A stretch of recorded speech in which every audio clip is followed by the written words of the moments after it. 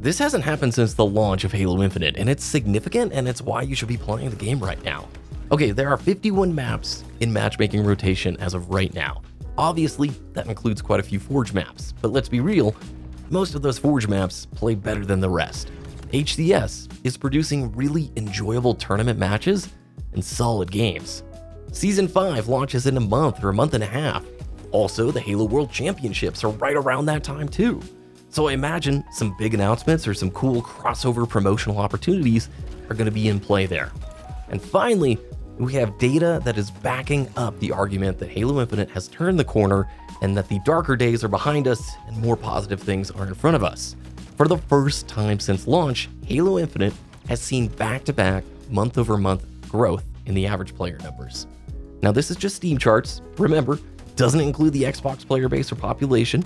I imagine what those charts look like if they were to ever publish them probably resonates with this. But if you look back since launch, again, there are a few little spurts where you had large influxes of players jumping back, content updates, but it never was able to hold or retain those numbers. From June of this year onward, we've been able to retain the numbers and even see modest growth. Not much, not huge growth, minor numbers, but it is significant and does mark sort of what the content creation scene has been talking about for the last 6 weeks, that the game has turned a corner. Ever since Squad Battle, I feel like 343 have been landing win after win, and it's starting to build momentum, where creators outside of the Halo space are coming back, covering the game, and enjoying it once again. See, I still feel like no matter what, Halo has so much love and nostalgia from gamers around the world that people want to see Halo succeed. Now, there's a lot of people who played the game in December 21 or January of 2022 who will never try the game again. They had a bad experience and were frustrated. Don't let that frustration prevent you from hopping back and playing the game again. I'll speak from experience here.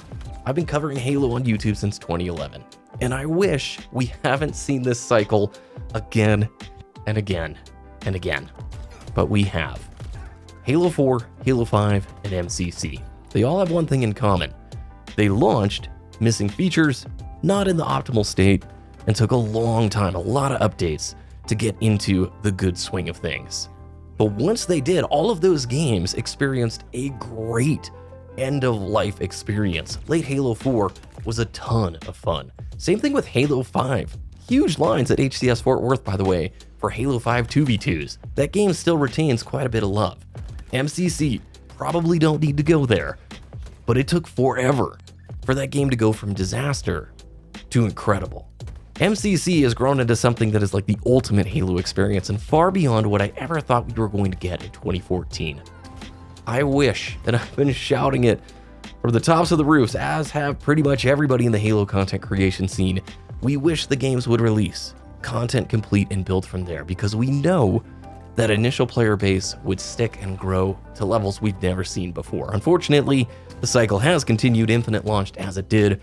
It took a long time to get to this point, but what I will say is with all of those games, when it does hit its stride and the turning point is there, it's a lot of fun to be a part of.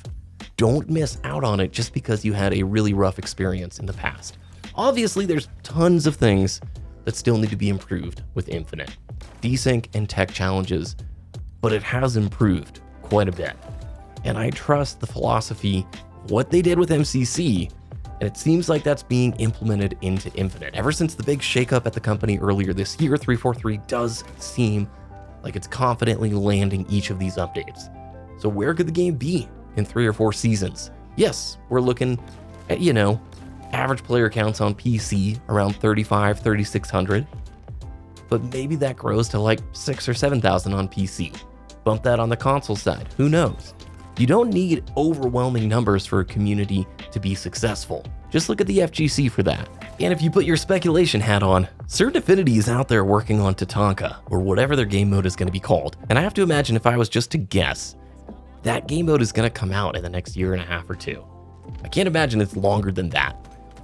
That style of game mode, if it is a BR, if it is a PvEVP, is it some kind of new experience, will draw attention from the broader gaming scene. And Halo Infinite is starting to get good.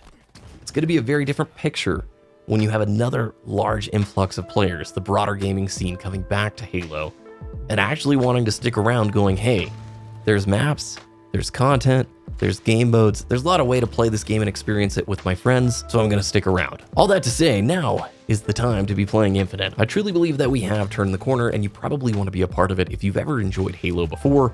Again, speaking from experience, it's way more fun in these times. I'm not used to the string of positivity back to back. It's been like so rough since November 21 to here, but it makes me excited to see people genuinely enjoying the game again. Halo has always just delivered something so unique in the FPS world, by giving players the opportunity to experience the multiplayer in so many different ways. From the casual experiences to ranked to tournament stuff to Forge, the game is just so much bigger than itself, and the player base recognizes when the game can accommodate that. I think we're finally getting closer to that point.